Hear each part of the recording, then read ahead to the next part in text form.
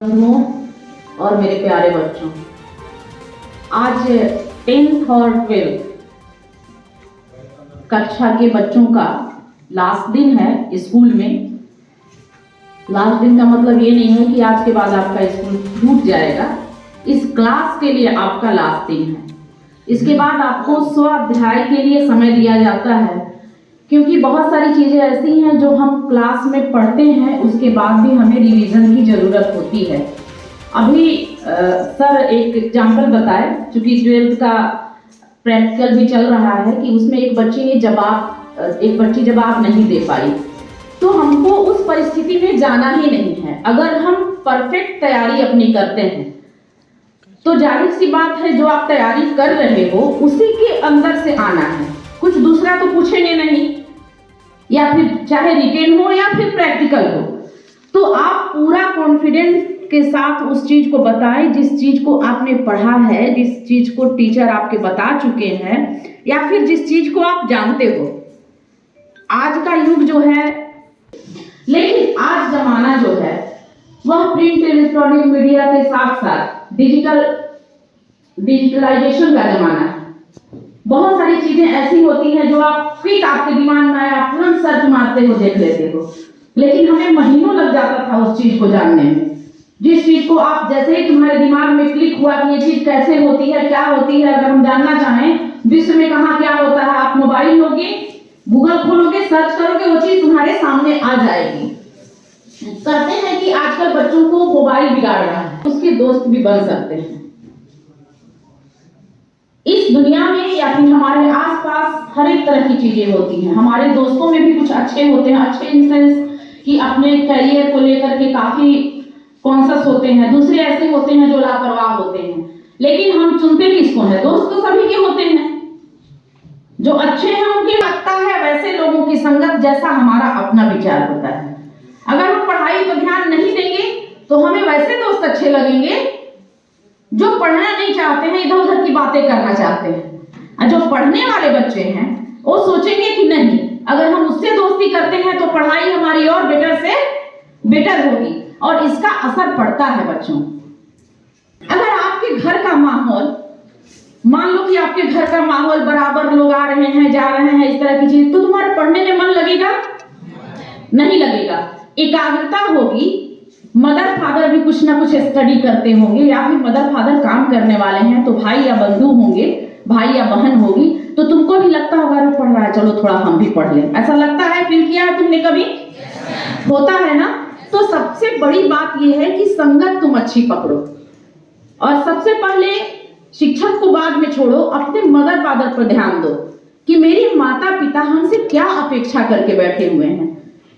वो अपनी पूरी जवानी आपके लिए झोंक देते हैं। झोंकते हैं कि नहीं झोंकते हैं? अपने अगर 1 या 2 शर्ट पे काट रहे हैं तो आपकी जरूरतों को पूरा करते हैं। क्यों पूरा करते हैं? कि हमारे बच्चे के लाइफ में किसी चीज की कमी नहीं आए, या फिर हमने जिन कमियों को झेला है हमारे बच्चे उन कमियों को ना झेलें, उनकी परवरिश अच्छे ढंग से हो।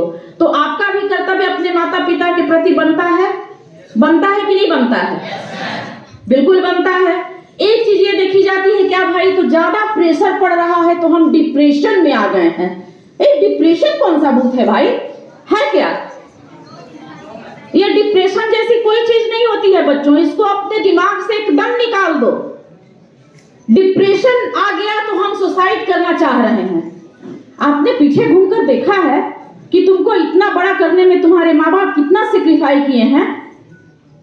कभी भी अगर गलत स्टेप उठाने से पहले अपने आप फादर और मदर को देखोगे, ऐसा तुम कभी नहीं सोचोगे 18 साल तक बड़ा करने में, और आप एक क्षण में, युवा एक क्षण में अपनी जिंदगी को समाप्त कर लेता है। कितनी दुखद बात है। इसका मतलब कहीं ना कहीं स्वार्थ से आप भरे हुए हो। सिर्फ आप अपने लिए सोचो, बड़ा करता है इसलिए कि शायद मैं बूढ़ा हो जाऊं तो हमारा बच्चा हमारा सहारा बनेगा। ये एक अच्छे बच्चे का या बच्ची का कर्तव्य बनता है कि माँ बाप का केयर करे। हालांकि आधुनिक युग में ये चीजें बहुत छोटी पड़ती जा रही हैं, लेकिन हमारा विद्यालय संस्कारों के लिए जाना जाता है। हम बच्चों को शिक्षा तो देते ही हैं, लेकिन पहले संस्कार देते हैं। हम बच्चों को चाहते हैं कि हमारे बच्चे IAS IPS मेडिकल या फिर एग्रीकल्चर में बहुत अच्छा करें, लेकिन पहले हम चाहते हैं कि हमारे बच्चे एक अच्छे इंसान बने, रिश्तों की अहमियत को समझें कि आपकी बहन है तो उससे आपका संबंध कैसा होना चाहिए, माता पिता से आपका संबंध कैसा होना चाहिए, गुरु के प्रति आपका व्यवहार कैसा होना चाहिए, अपने विद्यालय के प्रति आपका कर्तव्य कैसा होना चाहिए, ये सारी चीजें। लेकिन ज्यादा फोकस मैं इसलिए कर रही हूं माता पिता पे क्योंकि पूरा का पूरा जीवन जो है वो आपके आश्रय काटते हैं। उस खुशफहमी में काटता है पेरेंट्स कि मेरा बेटा बड़ा होगा, मेरी बेटी बड़ी होगी तो हमारा कष्ट खत्म हो जाएगा। बेटा तुम इस लाइन को अपने दिमाग से कहीं मत निकालना, संभावना से दूर जाओ या किसी अदर इंस्टीट्यूशन में जाओ, लेकिन एक लाइन मेरी इन्वर्टेड कॉमा में जरूर रखना। मेरा आग्रह है तुम सभी से कि मेरे माता पिता को कष्ट नहीं पहुंचना चाहिए। ऐसा काम नहीं करें। हाँ कोई है ना, ये सब चीज अगर आप अपने दिमाग में रखोगे कहीं भी तुम गलत काम नहीं करोगे। सरकारी नौकरी मिले ना मिले, भाड़ में जाए, उसकी चिंता कभी मत करना, पढ़ाई खूब अच्छे से करना, ठीक है? और माता पिता की सेवा भी अच्छे से करना। अगर तुम पढ़ाई अच्छे से कर लोगे, नंबर तो आएगा ही आएगा, एकदम कॉन्फिडेंट रहना, लेकिन उसके लिए पढ़ना पड़ेगा, ठीक है? और मान लीजिए आज के डेट में जो भी तुम पढ़ाई किए हो, अब नए नए चैप्टर की तलाश नहीं करोगे, अब तुम्हारे पास उतना समय नहीं है। तुम्हारे पास उतना ही समय है कि जो तुमने अब पढ़ रखा है उसका अभ्यास करना, ठीक है ना? मॉडल क्वेश्चंस बनाना, ठीक है? पर डे 2 या 3 बैठ के बनाना, तो उससे क्या होगा, तुम्हारा रिवीजन होगा, एग्जाम्स देने में तुमको सहूलियत होगी।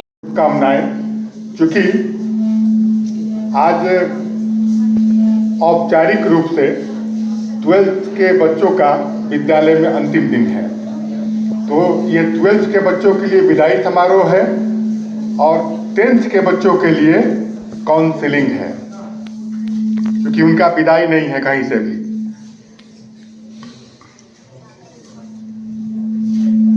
मैं सबसे पहले आप सभी लोगों को आपके भावी जीवन की शुभकामनाएं देता हूं।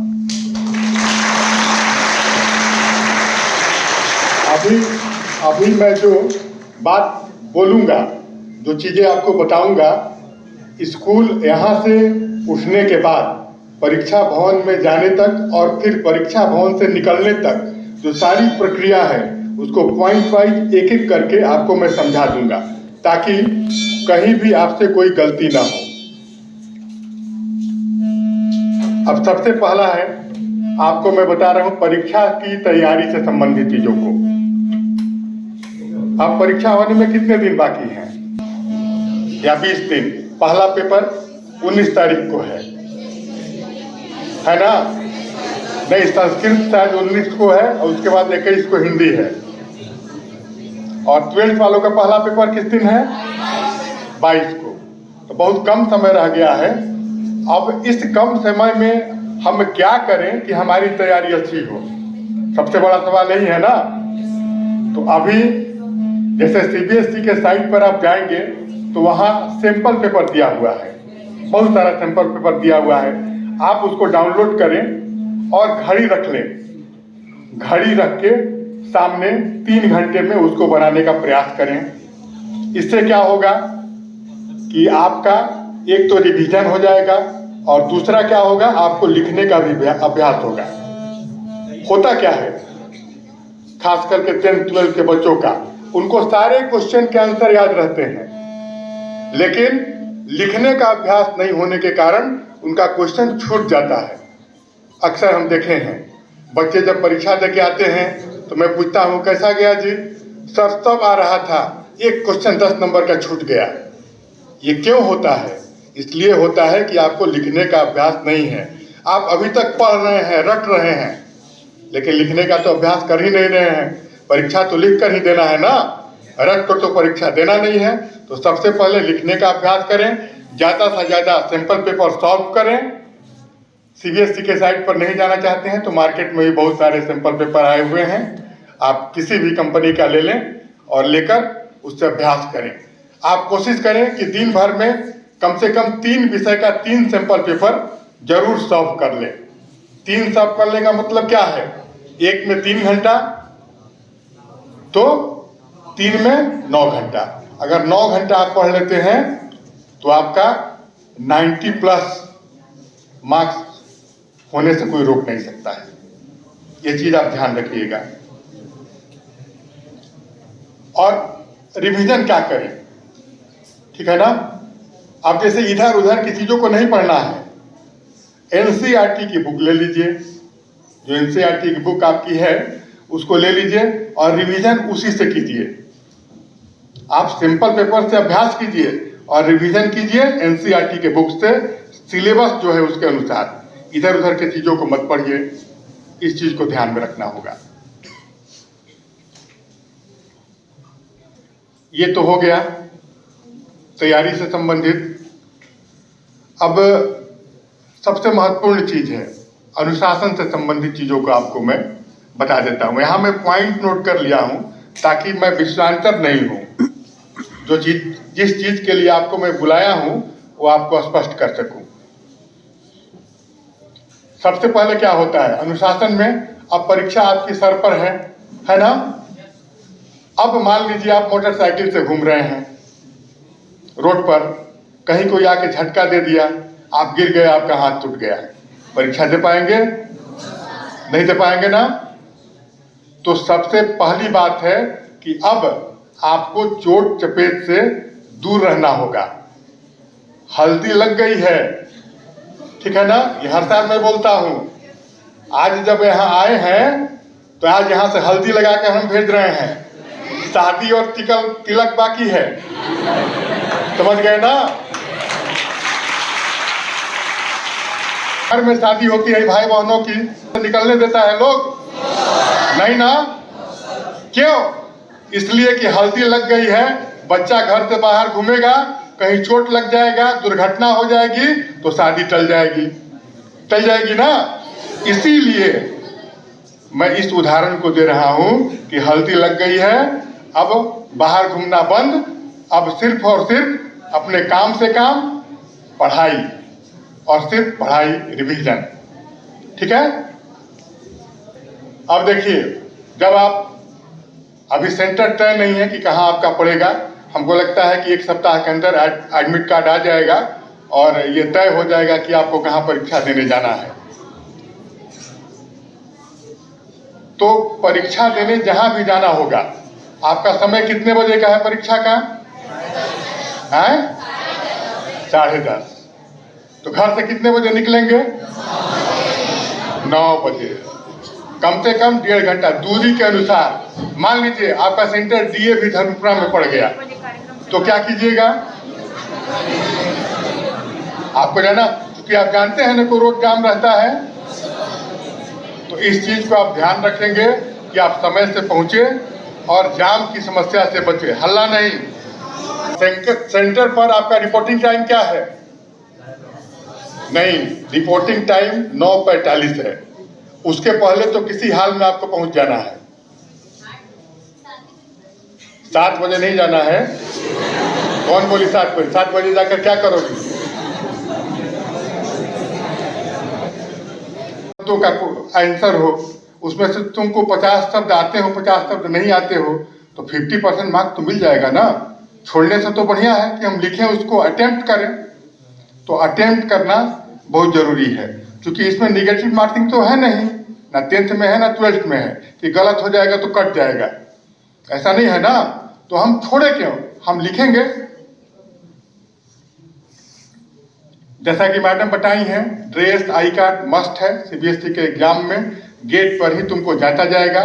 अगर तुम विदाउट ड्रेस हो, तुम्हारे पास आई कार्ड नहीं है, एडमिट कार्ड होते हुए भी तुमको अंदर नहीं घुसने दिया जाएगा। ये सीबीएसई में ड्रेस कोड लागू होता है, बिहार बोर्ड का एग्जाम नहीं है। इसमें यह मस्ट है कि तुम ड्रेस आई कार्ड पहन के जाओ, नहीं तो तुमको घुसने नहीं दिया जाएगा। अब देखो, एक चीज और तुमको बता देते हैं। अभी परीक्षा का अंतिम समय चल रहा है, तुम्हारे पढ़ाई का, तुम्हारे तैयारी का अंतिम समय है। कितने लोग हैं जो एक रूटीन बना के पढ़ते हैं? बस यही 3-4 लोग। देखो, एक शब्द तुम लोग सुने होंगे, समय प्रबंधन, टाइम मैनेजमेंट।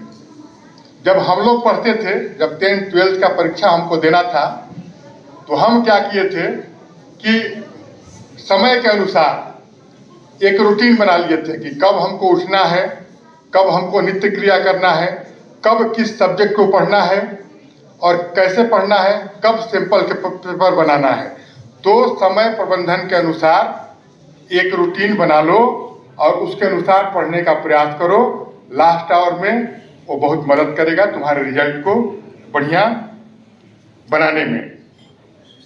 अब कई बच्चे होते हैं, क्या है भाई, वो इतना ज़्यादा परीक्षा के समय पढ़ेंगे कि वो नाश्ता करना, खाना खाना भूल जाते हैं।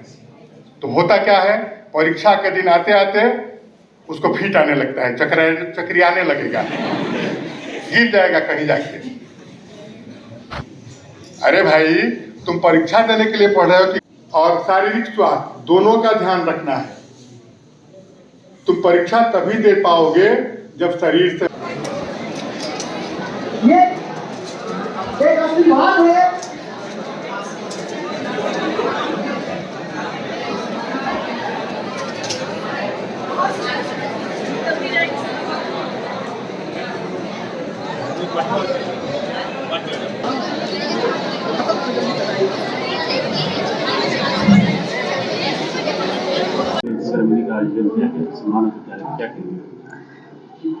टेंथ के बच्चों की काउंसलिंग की गई और 12th के बच्चों का फेयरवेल किया गया। चूँकि बच्चे बोर्ड के एग्ज़ाम्स में 10th वाले पहली बार अपीयर होते हैं, तो कुछ उन्हें गाइडलाइंस की ज़रूरत होती है। तो वो गाइडलाइंस डायरेक्टर सर और स्कूल की फैकल्टीज के द्वारा दी गई और साथ में मैं भी कुछ बिंदुओं पर बच्चों से चर्चा की, जो कि परीक्षा से पहले बच्चों को ज़रूरी होता है कि वे बोझ न लें, डिप्रेशन न बनाएं। इसके लिए बच्चों को गाइड किया गया। काउंसलिंग एंड फेयरवेल सेरेमनी आज क्लास 10th और 12th के छात्र छात्राओं का काउंसलिंग एंड फेयरवेल सेरेमनी का आयोजन विद्यालय के जुबली हॉल में किया गया था। लगभग 350 बच्चों ने, क्लास 10th और 12th के 350 बच्चों ने इस जुबली हॉल में काउंसलिंग का लाभ लिया। बच्चों को बताया गया कि परीक्षा जब नज़दीक हो तो क्या पढ़ाई करना चाहिए, तनाव से कैसे मुक्त होना चाहिए और विभिन्न चीज़ों पर बच्चों की शंकाओं का समाधान किया गया। पिछले वर्ष संभावना के बच्चे ने बाजी मारी थी, तो क्या इस बार भी लगता है कि उनकी काउंसलिंग ऐसी हुई है कि फिर वो इस बार भी टॉप करेंगे? देखिए, संभावना के बच्चे पिछले 10 सालों से टॉप रिजल्ट ला रहे हैं। हमारे पिछले वर्ष हमारे 10th के एक बच्चे ने पूरे भोजपुर में टॉप स्थान लाया था और इस बार भी हम उम्मीद करते हैं कि हम बिहार टॉपर देंगे।